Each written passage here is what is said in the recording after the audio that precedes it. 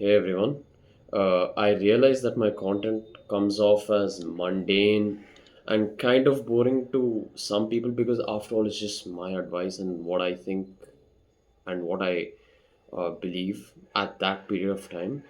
But as of late, I've recently noticed that there is an audience for this kind of thing on YouTube, and then I hope to find my own audience.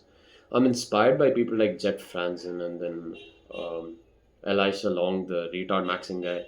Yeah, so I think even my content can have a place and maybe a platform. So let me start off with the absurd, right? Story time first. When I was in 10th grade, I used to be that guy. Like, I had very good friends, everyone respected me. I had a girlfriend, and then the teachers liked me. I used to be the guy that had, good habits and then preached good stuff all over, right? I used to be that guy. But as of late, like I spiraled off of that and then found religion and faith and thought, you know what, faith is how I'm going to save myself. The belief in God is going to be very important for me. So I gave that a try. And then I was faithful for like a very long period of my life, 2 years to be exact. And then what happened, like slowly but surely, you wear out.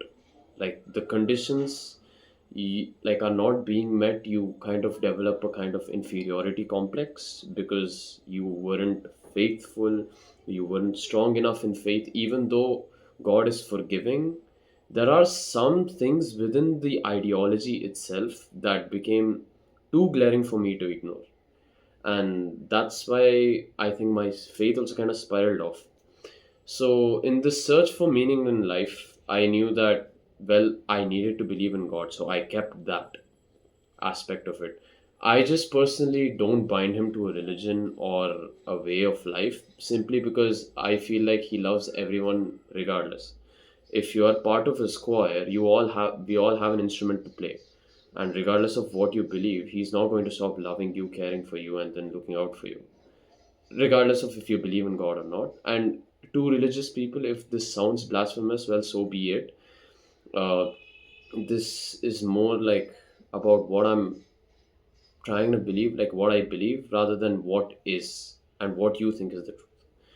So after that, I spiraled off of faith a little bit. I became less and less faithful in that regard. Like my belief in God did not change, but then my practice did, like very much so.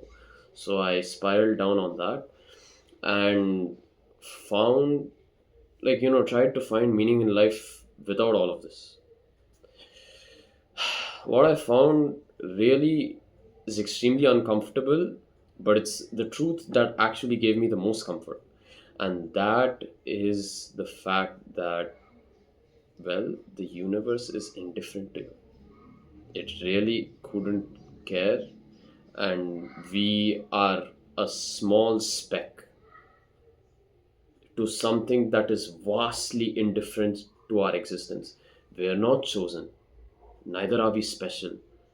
We're just put on this earth, and we can't find meaning in something that has no meaning.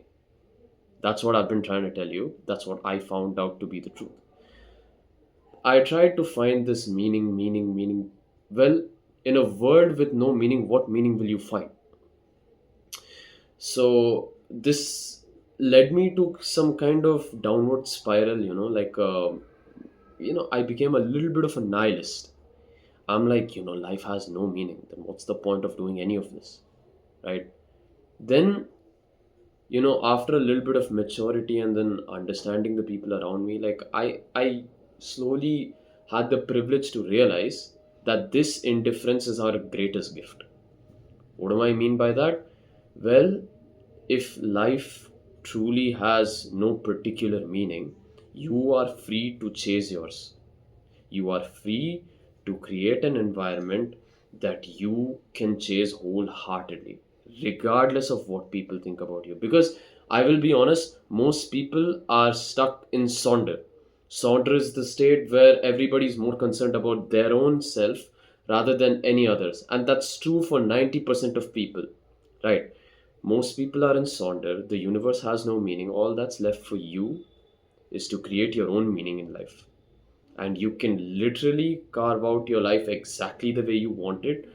And the truth is, nobody will judge you for it, because whatever keeps you from unaliving yourself is what your meaning is. Whatever helps you get up in the morning and think about that, that's your meaning in life.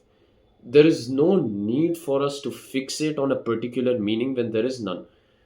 Like sometimes it's just nice to just tough it out and enjoy the little things in life, like the sun touching your skin, and then the water flowing, and then the birds flying. Just appreciating small beauties in life, regardless of what your meaning or what the truth may be. Because you, at the end of the day, are responsible for your own happiness. You chase your own bliss. That's what my sincere advice is to you. Chase your own bliss regardless of what people think. Don't let anybody tell you how to that this what you're pursuing is meaningless, because well, the universe itself is meaningless. So there is no harm in chasing what you truly like and what you truly believe. And I hope this kind of bittersweet belief system can give you the opportunity to push forward and do what you really like.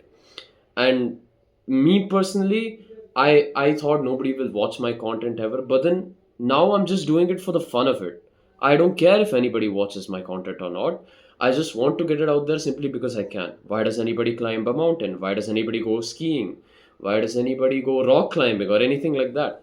It's not that there is a reason, it's just that you can do it, so you do it and find happiness in that. There is nothing wrong with that. So what I'm saying is, personally, chase your bliss. Just tough out with whatever you have to do, because at the end of the day, it's all gonna work out, and you are responsible for your own happiness. So it's really about just giving responsibility to the person who is responsible for it, aka you. So what I'm just saying is, go out there, make some meaning, do what you love, don't spare a second thought. Thank you.